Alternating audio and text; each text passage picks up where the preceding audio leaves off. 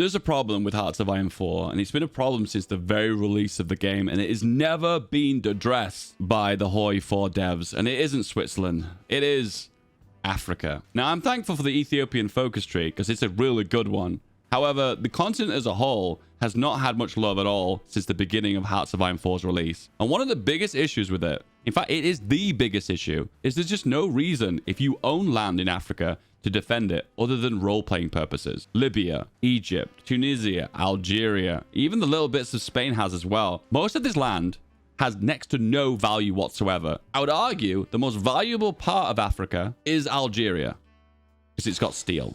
And potentially, as France, you can core it with one 70-day focus, which gains you access to quite a lot of manpower and potentially building slots. That's probably the only part of Africa that is worth your time. Now, I'm thankful that they did add the ability to core it, because that does give more relevancy to France in Africa. So what other honorable mentions are there in Africa that are kind of worth your time? Let's enter the supply mode and have a little cheeky look. So we have chromium in South Africa, which is great and everything, but the problem with chromium is it's something that just rarely gets used unless you're a big major power and you're making ships, or if you're making some of the more wacky heavy tank designs that don't come until later game. For the most part, chromium is the least valuable resource in all of Hearts of Iron 4. So having a lot of it in South Africa just doesn't make a massive difference anyway. You've got like a nice sprinkling of rubber across the entirety of the mainland belt of Africa in the center, but none of it is significant enough to actually make it worthwhile. You could argue that Belgium's got a decent amount because it's all gathered in the Congo. Apart from that, once again, it's not big enough to be relevant. That's pretty much it.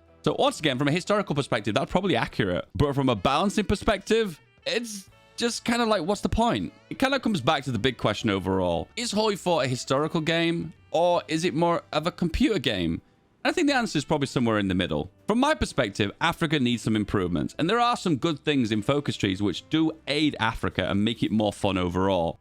In Portugal, on the very left path, you've got the option to work with the colonies. You can either do one, two of the things. You get more manpower from the colonies, extra 20% non-core manpower. That's massive. And you can also give limited self-rule, which releases them. That's probably the most rubbish option. I don't know why you would do that. However, this is the really spicy one here. You've got the ability to integrate Mozambique and Angola. It has a decent cost, eating into your political power. But with that, you gain full cores on these regions, which does two things. One, it gives you access to manpower. And plus, you get overall more building slots.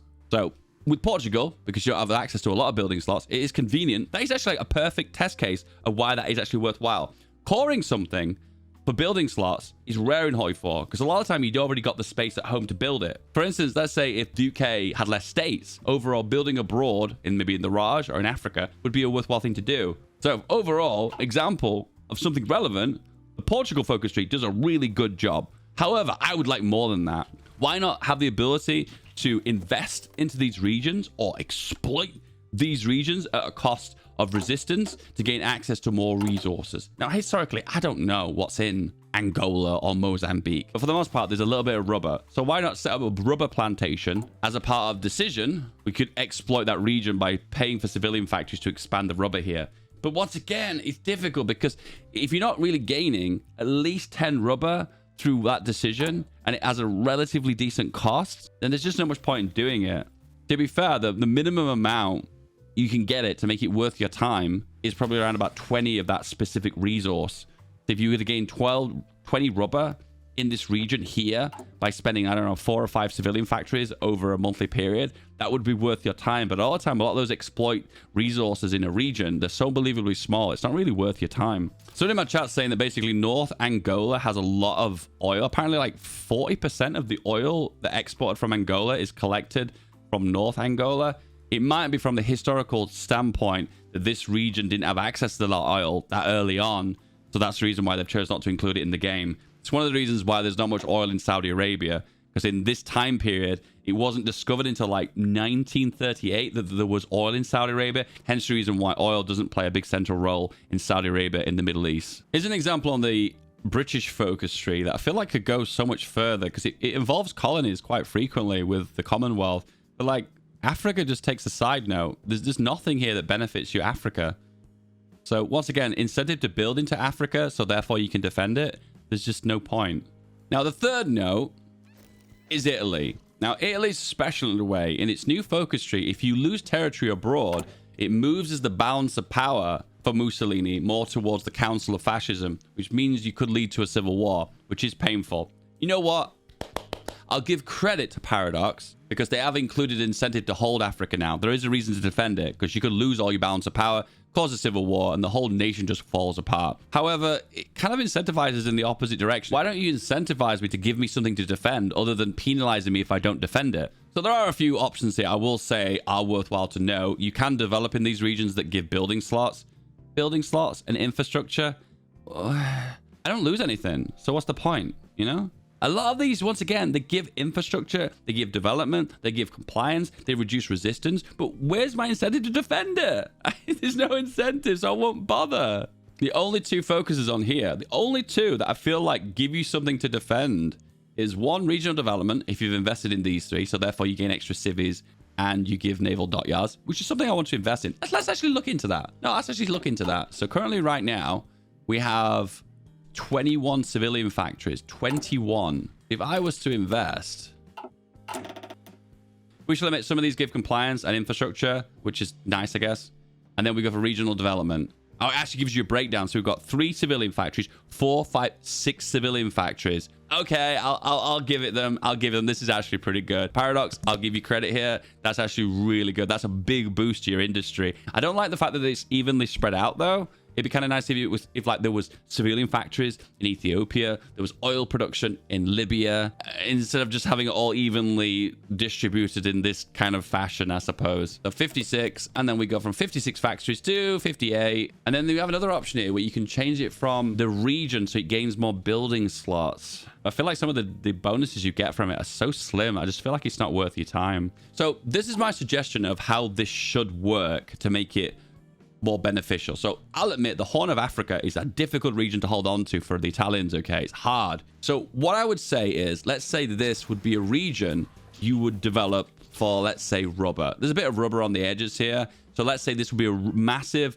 development for rubber plantations, and with that you would invest loads of civies into this region, but you could only do it if you got the resistance down and if you got the compliance up. So there would be an initial hurdle you have to get over before you eventually start on your big investment. But now you've dedicated this region to rubber plantations. It's a rubber plantation hotspot. Give it an amount that's significant that gives me a reason to defend it. Don't give me 2 rubber, okay? Don't give me 5 rubber. Don't even give me 10 rubber. I want to see 20, 30, 40, 50 amounts of rubber. Something that can power the Italian air industry and motor industry to actually make it worthwhile that I can actually defend this region. If you give me a measly amount, I'll have no incentive to defend that region. And if I'm seeing 50 rubber in the capital of Ethiopia, you damn right I'm going to do my absolute best to defend this region, even though it's a difficult location to defend. And alternatively as well, you can do the exact same thing with the oil in Libya. Libya and oil just seems to be a reoccurring theme. So why not add a ridiculous amount of oil in this region? But also, on the contrary to that, if I'm the UK or France or in the Allies, I have an incentive to cut off the oil and the rubber of the Italians, to deprive their navy and air force, to limit their production overall, and also potentially hurt Germany in the long run due to the lack of rubber and oil. And that's a real incentive. But with the amount of industry we've got in these regions, there's just not much point. There's no point. For some reason, that focus didn't work the way I thought it would as well. Regional development was meant to give like 6 civies, but it only gave me 2. So is that bugged, or have I just read it wrong? So we all know the Belgium focus tree is likely to come in the foreseeable future. So let's talk about, theorize how I think a cool Belgium focus tree would work. There should be like 2 paths. I guess it could be seen as 3 paths. I guess you could exploit the Congo for its resources. You could integrate the Congo and try and make it a part of Belgium, similar to the Portugal path. Or 3, there could be like a way of pulling from the Congo and pushing to Belgium. So I guess you could have 3 options here. You could basically say exploit the labor by building civilian factories and military by pulling labor from Belgium, Congo, towards Belgium, which would cause resistance. Or then there's an exploit path, which you basically exploit the resources in this region, getting you a massive amount of tungsten, chromium, and rubber, but causes resistance in this region because you're exploiting the labor of these people in this region. I suppose it would be the kind of commie decolonization path where you would basically core it. So it would always be like a balancing act. I guess it would be, think of it as like a balance of power almost. Like if I push it too far, I'm going to cause actual rebellions and huge amounts of resistance in the Congo. But then also too, I want to tap as much into the resources of these regions. And one, you can either do it to develop the region independently, or two, you can use it to pull the labor from the Congo and push it towards Belgium to make a really tall Belgium by exploiting your colonies abroad, by pulling the resources and labor from it to build loads and loads of building slots and loads of cities in this specific region. Because it always plays out the same way. It's always building slots abroad, which is similar to the Italian focus tree. And I guess in a weird way that if you develop the Congo more and more and more by exploiting the resources in those regions, it might give Germany a reason not to invade you, because you've got access to so much resources, and that could disturb that labor in the Congo if that's the case. So then Germany may choose not to invade you. Or maybe alternatively, you could just hand the Congo to Germany. That's an interesting one. An interesting ultimatum. There could be a way of uplifting Belgium and making it more interesting other than just going down the stereotypical route of disfranchise it and then make it a speed bump for Germany, I guess. If we're going to take steps a little bit further, I'd build upon that for all the other nations. I mean, the biggest two players in Africa are the UK and France. And France does have a cool ability to plant rubber trees in Madagascar. And it adds 8 rubber for 3 civvies, which is a decent trade. But then if you keep increasing the amount of civilian factories you put into it, like there's an exponential growth thing going on. See, it feels like it's adding more of that incentive, that idea of investing into something that will pay off later in the long run. And once again, I want to see more of this in Africa overall. It's another good example of a good like little play style that would be kind of interesting. Once again, we're entering the alt history world here again. Remember, this is none of this is historically how it actually happened, but I just think it'd be a really interesting concept. So the idea is exploit labor in Libya for the military industrial complex. So the idea then is, let's say a large amount of military industry is dismantled inside of Italy. So right now they have how many factories? They've got 20 military factories.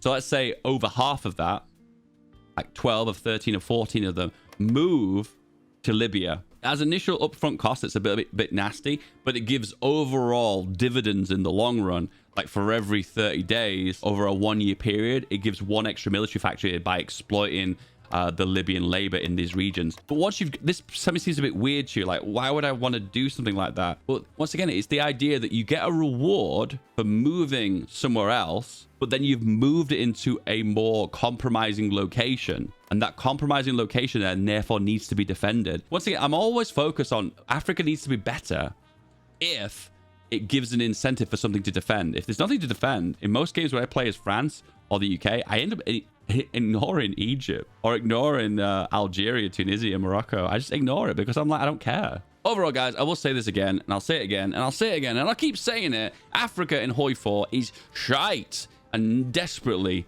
needs some love and attention. I think this would be the perfect time to give Africa love based on this smaller update. And if you want to see this more of this kind of content and more theories on Hearts of Iron 4, feel free to like and subscribe. It's here.